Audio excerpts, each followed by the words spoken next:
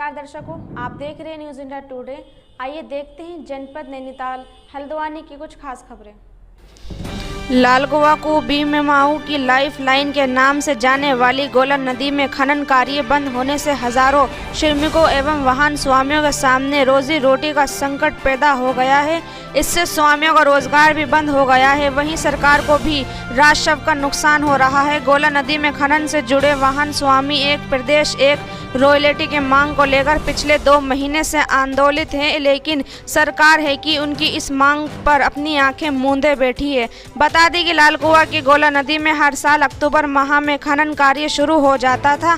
वहीं नदी में उत्तर प्रदेश और बिहार के विभिन्न जिलों से आने वाले हजारों मजदूर खनन कार्य करते हैं। खनन से राज्य सरकार को भी करोड़ों का राजस्व मिलता है, लेकिन इस वर्ष गोला नदी में खनन कार्य शुरू नहीं हुआ है। वहीं विभाग ने खनन को लेकर अक्टूबर माह में ही सारी तैयारियां पूरी कर ली, फिर भी खनन कार्य बंद है, जिसको लेकर वाहन स्वामियों के आगे रोजी रोटी का संकट पैदा हो गया है। खनन से जुड़े हजारों वाहन स्वामी प्रदेश सरकार से एक प्रदेश एक रॉयल्टी की मांग को लेकर आंदोलित है। वाहन स्वामियों ने चेतावनी दी है कि पूरे प्रदेश में एक खनन नीति की व्यवस्था जब तक लागू नहीं होगी, कोई भी खनन व्यवसायी नदी में अपने वाहनों को नहीं भेजेगा। देखिए हमारी एक खास रिपोर्ट। सूत्री मांग को लेकर के माननीय विधायक जी के पास गए थे। विधायक जी ने हमें पहले भी कहा था कि मैं ही यहाँ का सबसे बड़ा नेता हूँ और आप लोग किसी के पास मत जाइए और जो भी होगा मैं करूँगा, मेरे से बड़ा नेता इस विधानसभा में कोई नहीं है और जो भी मेरी बात होगी तो मुख्यमंत्री से मैं ही बात आपके रखूँगा। हमने 3 महीने का समय पूरा माननीय विधायक जी को दिया और आज हमने माननीय विधायक जी से कहा कि जो है कि भाई आपने जो कैबिनेट में सत्र पास आपने करवाया कि 2 महीने का वाहन स्वामियों का एक्सटेंशन दिया गया सिलेंडर में। उस मुद्दे पर हमने माननीय विधायक जी से बात की और विधायक जी का जो व्यवहार था वो बहुत ही अभद्र टाइप का व्यवहार था और उन्होंने कहा कि जो भाई हमने किया है, तो हमने उनसे पूछा कि भाई आपने किया क्या है। तो जबकि हमने परिवहन विभाग से बात की तो परिवहन विभाग का कहना है कि पहले आपको अपनी गाड़ी रिलीज़ करानी पड़ेगी, यानी कि जो हमारी गाड़ी सिलेंडर है 2 महीने का हमें उसका टैक्स जमा कराना पड़ेगा, फिटनेस करानी पड़ेगी, इंश्योरेंस जमा कराना पड़ेगा, परमिट बनाना पड़ेगा, GPRS लगवाना पड़ेगा, ग्रीन टैक्स देना पड़ेगा।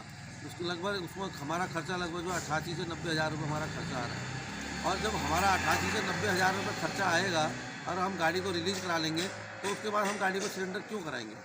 तो ये सरकार की और प्रशासन की एक व्यवस्था बनी है कि लोग फॉर्म नहीं ले रहे हैं और गाड़ियाँ रिलीज़ नहीं करा रहे हैं, तो इनको एक तरह से घेरा जाए। तो ये हमारे साथ एक अन्यायपूर्ण वाहन स्वामी के साथ अन्यायपूर्ण कार्य हो रहा है कि गाड़ी अगर रिलीज़ करा लेंगे तो उसके बाद इनकी मजबूरी होगी, ये फॉर्म भी खरीदेंगे, गाड़ियाँ रिलीज़ भी कराएंगे और जो है नदी में गाड़ियों को चलाएंगे। तो एक मतलब ये हमको छला जा रहा है।